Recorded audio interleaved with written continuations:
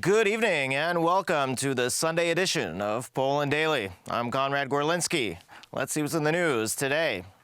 Well, it is the 193rd day of the Russian invasion of Ukraine. According to authorities in Kiev, the counteroffensive in the south of the country is progressing slowly, but it is in line with the adopted plan. President Volodymyr Zelensky said that Russia was preparing for a decisive energy strike against the whole of Europe this winter.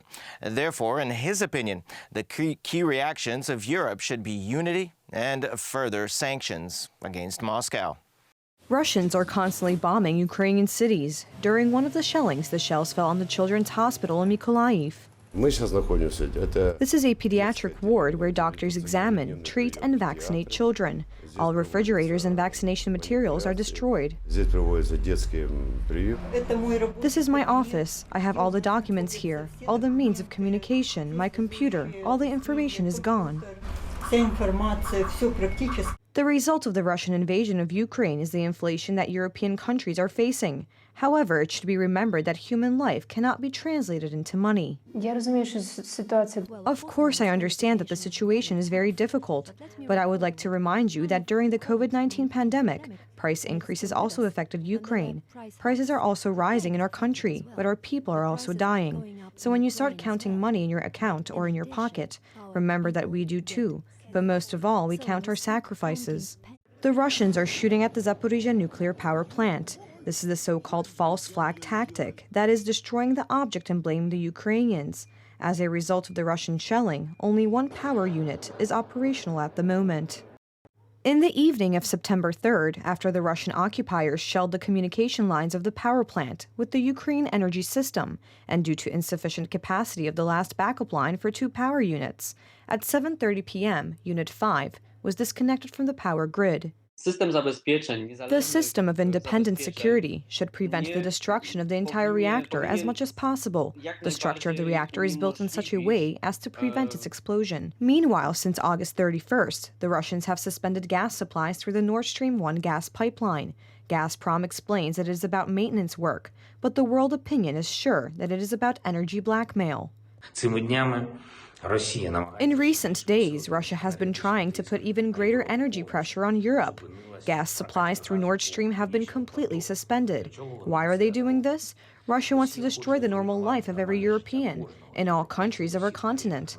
Russia aims to weaken and intimidate all of Europe, every country.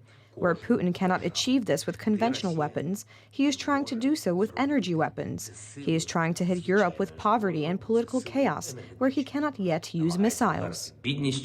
The problem with gas may be the hardest for the Germans, who have been dependent on Russian gas for years. This may lead to an increase in gas prices, as this gas volume will be limited on the European market. The war in Ukraine has been going on since February 24th. Ukraine, Europe, and the world will face its effects for many years to come. Currently, Ukrainian troops are conducting a counteroffensive in the south, but the authorities in Kiev ensure that they will eventually liberate all the occupied territories.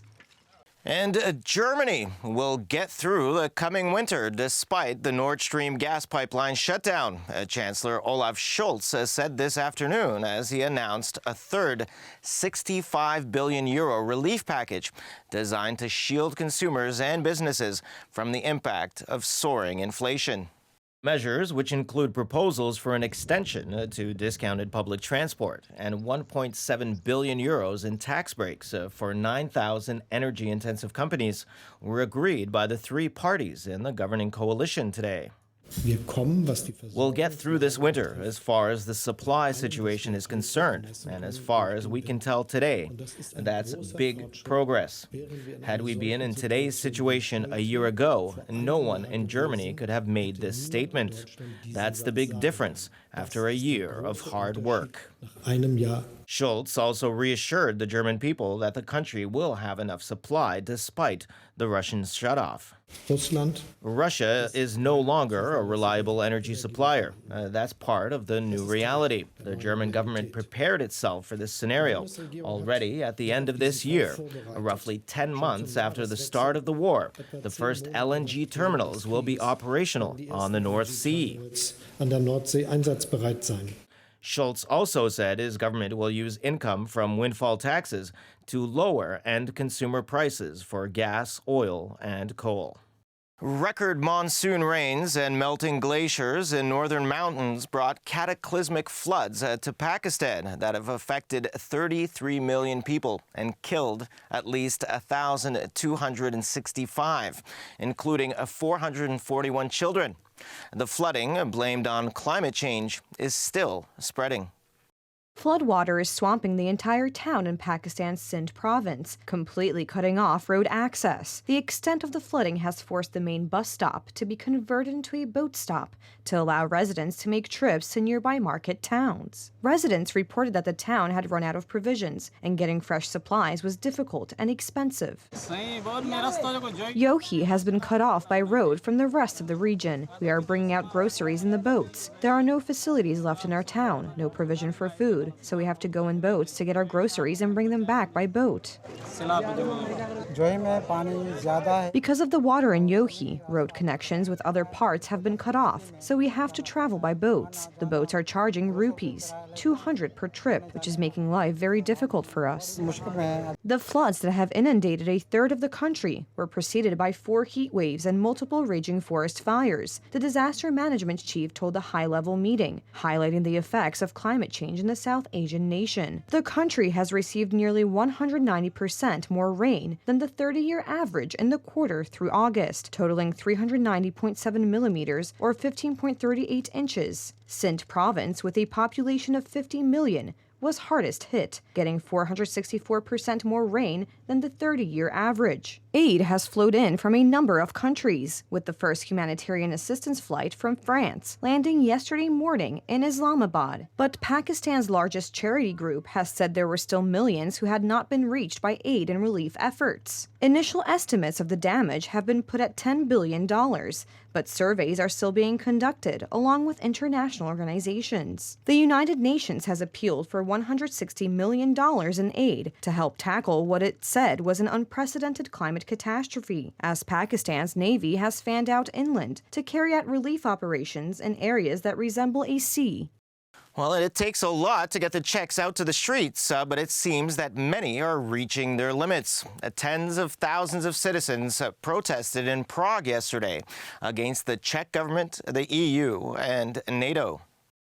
The leader of the right-wing Czech Sovereignty Party spoke at the rally, decrying the partisan politics currently dominating the political narrative. Today, we refuse the fictitious divide between men and women, between the young and the elderly. Today, we won't let anyone turn us against each other because of being politically left or right-oriented. They won't divide us based on who we love or who we want to live with. Today, we're here as people who want to save this republic. Today, we're here as patriots.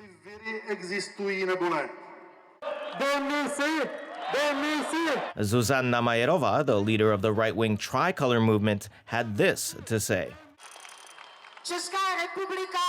The Czech Republic needs a Czech government. Fiala's government may be Ukrainian or from Brussels, but certainly not Czech, because if it was a Czech government, it would defend the interests of its people. She believes that her country should step out of what she calls green crazy politics, should cut people's taxes, end sanctions against Russia, which are hurting only the regular people of Europe, and most importantly, end the war.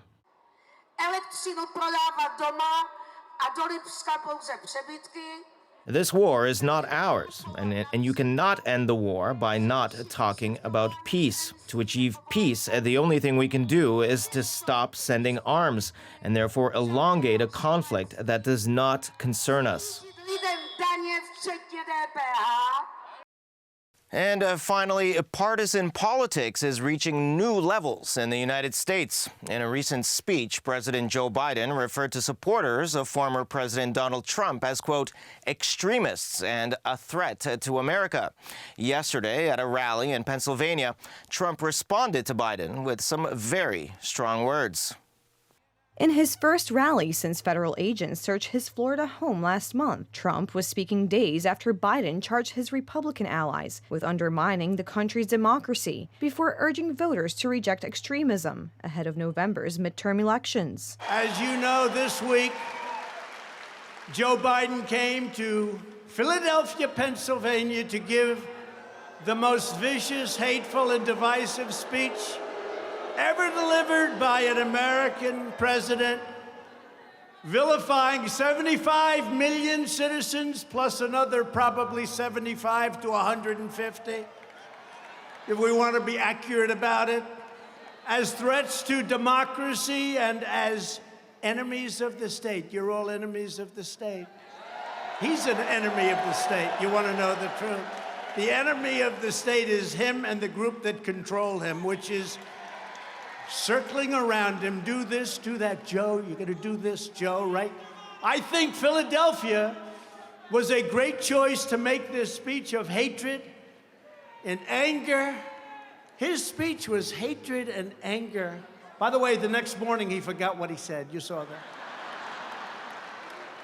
They asked him about, oh, I didn't think I said that, did I? Oh, no. How'd you like the red lighting behind him like the devil? As usual, thanks very much for tuning in with us this evening. Please stay with us for Poland Daily Weather, Poland Daily Business, and other programs. But from me, it's have a wonderful week ahead.